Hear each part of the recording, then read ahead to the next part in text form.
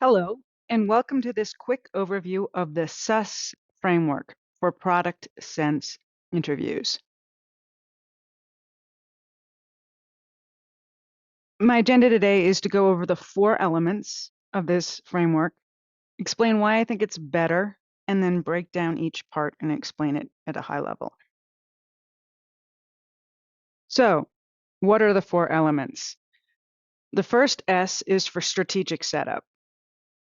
The U stands for users, which includes identifying and prioritizing some users and their pain points. Solutions, which can be solutions and their features or focus on distinct features. And then success metrics. For some companies, success metrics for this design, for the product sense or product design case, can be optional. For example, Meta does a specific interview for metrics and for analytics, so they don't necessarily need the metrics in your design case. Just prepare for it, but you won't always need it. So why S.U.S.S? I've started with circles like many of you, but I found it too difficult to remember. S.U.S. is simple because it has 4 things to remember. Our brain can remember 4 things. Anything above that, it's tough. That's why you'll hear me often say the rule of 3. And if you think about it, the average executive you talk to talks in rule of 3. They present ideas in 3 core concepts that make it really easy to follow. And this framework is designed to narrow the prompt. You'll often get very big prompts, or you'll get very specific prompts, and you still need to narrow it. One of the big things that interviewers for a product are testing is, can you narrow down, and can you help me understand your thought process as you narrow down? And this framework is designed to help do that. So let's talk about the first section. I call it the strategic setup, or setting the strategy. I know I like the rule of 3, but there's 7 things I want to walk through for you. And this is because it sets it up. But even though there are 7 things here in this list, I do not want you to over-index and spend more time here. You actually need to be doing this from the clarifying questions through to narrowing down in 5 minutes. This includes asking your clarifying questions, taking a moment to gather your thoughts, and then sort of baselining and setting up your strategic setup, because you want to spend the vast majority of your time identifying the users, identifying the pain points, and coming up with some solutions. But in order to do that properly and to narrow properly, you really need to get the strategic setup out to your listener efficiently. So you'll often spend, when you're learning this framework, more time learning how to set it up, because if you get this right, everything will click and it'll come together. But if you don't get this right, it can be problematic. So let's walk through it. So clarify. Clarifying is not about asking to be given an answer. You don't ask, so what location? Who are our users? What goals? No. You want to clarify using assumptions. Once you have just enough information to move forward, enough that you know roughly what the interviewer is looking for, you take a moment, you gather your thoughts, and then you're going to come back and you're talk about the 7 other elements in this list. So you're going to identify the opportunity. If they ask you to improve Spotify, think, wow, Spotify's got so many things covered, but I bet you've got some things on it that you could improve. So you're going to narrow down where you can work. You're going to baseline on the company. If it's a startup idea, then maybe you're going to kind of create that sense of what kind of company it would be.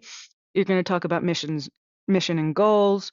Sometimes it'll just be mission, sometimes it'll be goals, depends on the company. If you are focused on Meta, you're going to tend to want to touch on both, setting up the mission, because it'll often maybe pick a company you know, themselves included, and then establishing what the goal is from the user's point of view. If we want to talk about user trends for most companies, but if you're talking to Google, you might also want to highlight one or two tech trends showing that you and how they may or may not. You don't want a solution, but you want to acknowledge that these things are out there and either they're being used well or being underutilized. If it's a marketplace, we want to talk about stakeholders. Do not confuse stakeholders and users. And then narrow if needed. So if I ask you to tackle the education space, before you dive into users, it's going to be helpful to say, rather than focus on K to 12 or college, I'd like to focus on adult continuing education.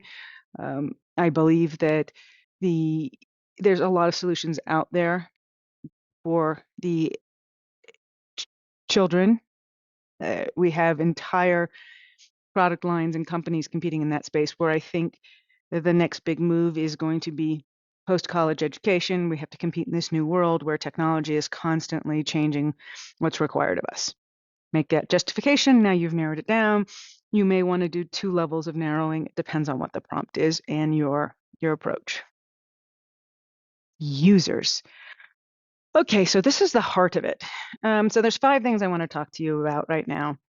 One would be the rule of 3. You could come up with 5, 6 different users. You're not going to have time for that. If you do less than 3 users, then you are going to basically, it's going to be a flip of a coin and you don't get a chance to show off the second thing on the list, which is prioritization. And I'll dive into this deeper in other videos, but when we talk about users, if we can also be talking about just core pain points or jobs to be done. Clayton Christensen talked about this idea of we hire products because we have a job that needs to be done. I hire Netflix to help me be entertained and find something quickly. I'm willing to use Google because it helps me find stuff. And then I'll look at ads because I'm willing to do that because for free I can find the information I need. Or you could set up the mindset of a user, a elementary school student who is a teacher pleaser and a straight A student who struggles with always being at the top of her class versus a elementary school kid who is super social and is happy with A's and B's, but is more concerned with interacting with the kids around her than she is pleasing the teacher. 2 totally different mindsets around their education. When we go to prioritize users, typically we're going to try and find the largest opportunity, so maybe total addressable market, discounted by what's already out there in the market. Some of these problems might already be solved, or some of these users might have less of a pain, and we want to prioritize and show that we're prioritizing. Some companies you have to be more structured than others. User journey, we want to go through that. Even if we don't articulate the user journey to our listener, to our interviewer, we want to walk through the steps of the user journey they're going through today to solve the problem. Don't project onto your solutions, but go through the journey that they're going through today and identify those unsolved pain points. After you go through the user journey, you want to list 3 to 7. I recommend more to 5 to 7 pain points. Because if you only do 3 in most cases, they'll say, well, what about some others? Did you think about anything else? It's the one place where I don't adhere strictly to the rule of 3 because I have seen interviewers, if you don't hit on the pain points they think are most important, they're going to keep asking you for more. So you want to try and think ahead and see if you can have more than just 3. And then you're going to prioritize your pain points. I'll dive into this deeper in other videos, but frequency and severity is a great way of thinking about pain points. So now let's talk about solutions. In many ways, this is the heart of it because you need to come up with a creative idea. But for some interviewers, they're more concerned, could you narrow and empathize with the user and come up with the pain points? But if your solutions fall flat, then you will fail this case, generally speaking. So there are 2 approaches. You can either come up with 3 different solutions or 1 solution with 3 features. Some interviewers prefer one over the other, and there's really no way for you to know. What I like to do is I like to identify which methodology I'm using, for my listener before I move forward with my solutions.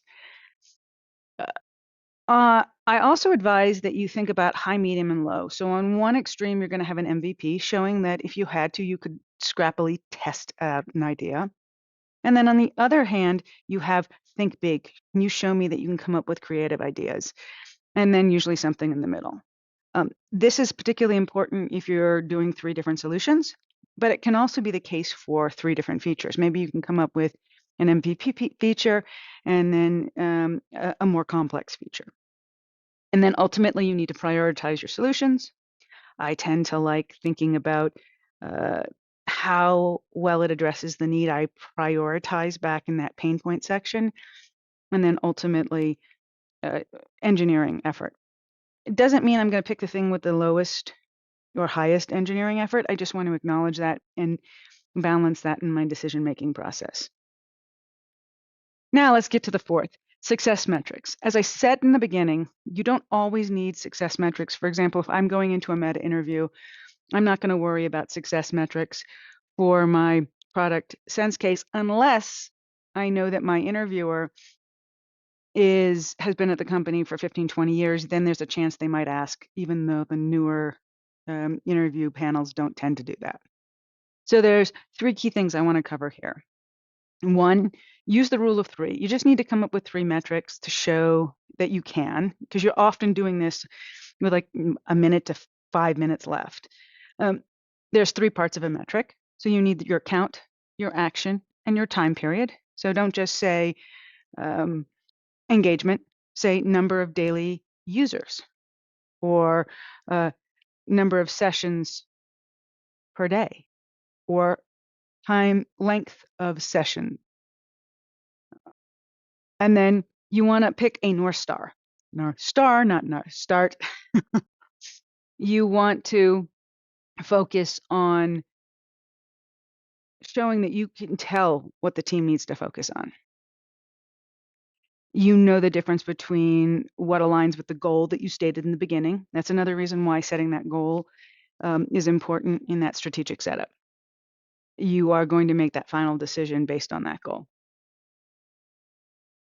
So thank you very much for listening. I tried to keep this short and sweet. Next time I do a video on this topic, I'm going to go ahead and look at what are, for each one of these sections, what are the things that you should be doing and what are the things that you should avoid.